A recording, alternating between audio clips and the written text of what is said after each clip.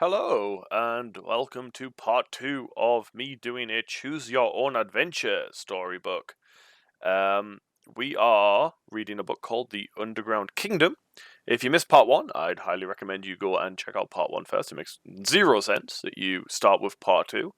And yeah, I'll give you a chance to click off this video before I do a little review. But if for some reason you don't want to listen to part 1 and just want the recap, then here we go. We were on a little expedition. There was 3 of us, all scientists, looking at a big crevasse in, I think it was Greenland, maybe Iceland, um, that appeared to go to the center of the Earth, and that the Earth was hollowed out. We'd lost I don't know if it was a mentor or a former friend to it many years ago, and I think we were looking for them, or we just happened to be following up on their research. We fell in, where we discovered some angel birds that flew us to a river, where we were captured by, was it some Akus, something like that. It was a weird name creature. It was half ape, half human.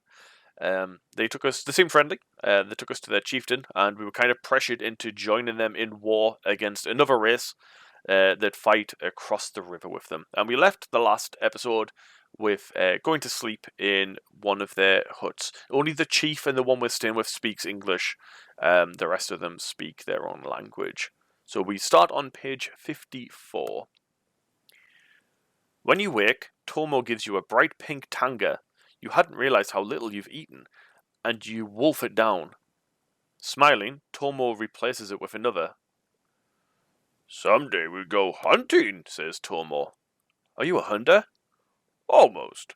I must first go to the hunt of the Black Sun and kill a koto beast. A koto beast? What are they? Tomo frowns. Great toothed animals with eyes like blue flames and teeth like iron fangs.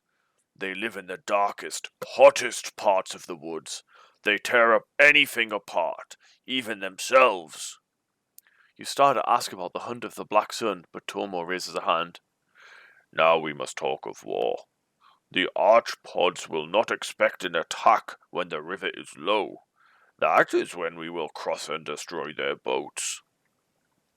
The next morning, as the great river begins to fall, the Rakas load their hunting boat, now called the warboat, with brakpa, crude bombs packed in hollow logs. Oh yes, they've been making bombs, haven't they? Yes. You shudder to think that you are about to witness the beginning of a war, but there seems to be no way to avoid it. Before the sleeping tide has ended, Tomo, you, and 5 hunters set off in a warboat. Go on to the next page. The Raka hunters are clumsy at rowing, and the boat is so heavy that a few small waves would easily swamp it. You realize you might not be able to swim to shore before the Rakas could turn around and catch you. It's risky, but it's your only chance to avoid the war.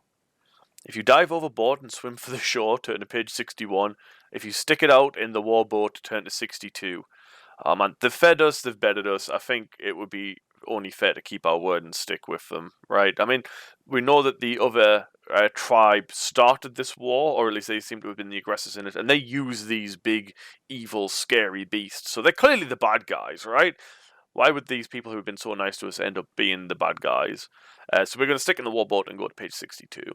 Swimming to the shore looks too risky. You sit quietly in the boat, hoping for the best. As the warboat nears the middle of the river, the current gets stronger. The Raka warriors can hardly row against it. As the Rakas struggle with their oars, the boat is swept further and further downstream. You wonder where the current will take you, until you hear a sound up ahead that quickly grows into a roar. Igribba! The Rakas shout. Igzark! They begin to unload the heavy brakpa. Frantically you help. But at the sight of the boiling white rapids ahead, you lose heart. Moments later, the boat smashes into the rocks, and you and the Raka warriors are swept away by the raging torrent. The end. Oh my god, this book's just done it again. This happened last time. I'm not sure if I'm a fan of this. It's the fighting fantasy books are the ones I've been listening to myself. and like you have a character sheet and it's like a lot of roles and things. This one just seems to be make the wrong choice and you are dead. I'm not too much of a fan of that. I'm gonna roll it back a decision again, but if it does it again, I might just end the series early and maybe we get another book. But yeah, so oh god, I can't remember what page we were on, but we are gonna roll it back a decision here.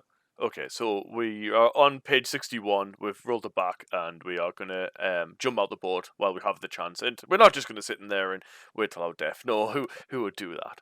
So page 61. In a flash, you're taken over the side and swimming for the shore. The rackers yell at you. One of them tries to hit you with an oar, while the others stroke furiously, trying to turn their unwilling craft around.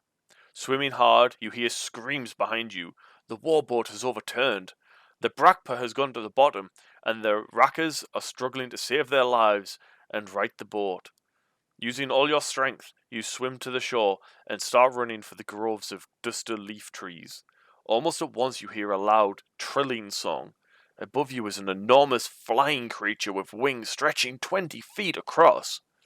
You stare into its blue-green eyes and at once feel completely safe. You know you've seen it, or at least dreamed of seeing it before. It's like some kind of angel bird sent to protect you. Without thinking, you leap onto the creature's back. We just jump onto one of these again. Turn to page 22. Okay, we're on page 61. It's the first time we've gone backwards, so I wonder if we're going back to a previous decision we could have had. Maybe this is if we'd ran away from the apes, maybe. Your strongest desire is now to be home again. You cling tightly to the angel bird, as if it knows what you're thinking. It rises in the air, banks steeply, and then, accelerating, hurtles into a corridor within the ground. You nestle into its thick, downy coat as it streaks through the darkness. All the while you feel completely safe, and in time, you sleep. We've only just woke up. When you awake, it is much colder. A chill wind bites against your body. The brightness of the world around you is not the warm red light of the underground kingdom, but the cold white light of the Arctic.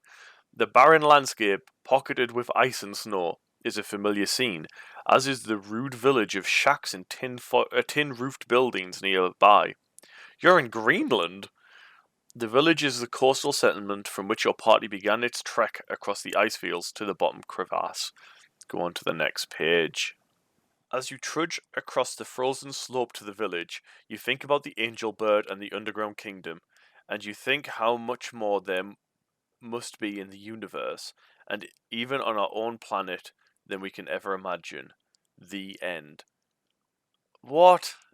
How far does that roll back? Is that we hide from the ape creatures at the beginning, or is that we don't agree to go to war with them? Either way, I am not impressed with this. No, I'm not a fan of this. I'm still uploading this. I guess I will be taking a bit of a break to obviously record some new stuff and get the editing done, but we will be back with a different book. I can't promise it will be any better because, again, I have to kind of go in completely blind. But man, as a first book in the series, I guess it's kind of funny, but man, that was disappointing. So yeah, I guess I'll see you soon in another Choose Your Own Adventure book. But in the meantime, if you'd like to see me live, I do stream on Twitch every Tuesdays and Thursdays, so check out twitch.tv/VulcGames. And all the VODs, of course, I'll put on this YouTube channel as well, so if you prefer just watch them in your own time, they're all there for you. So yeah, enjoy, and I'll see you soon. Bye-bye.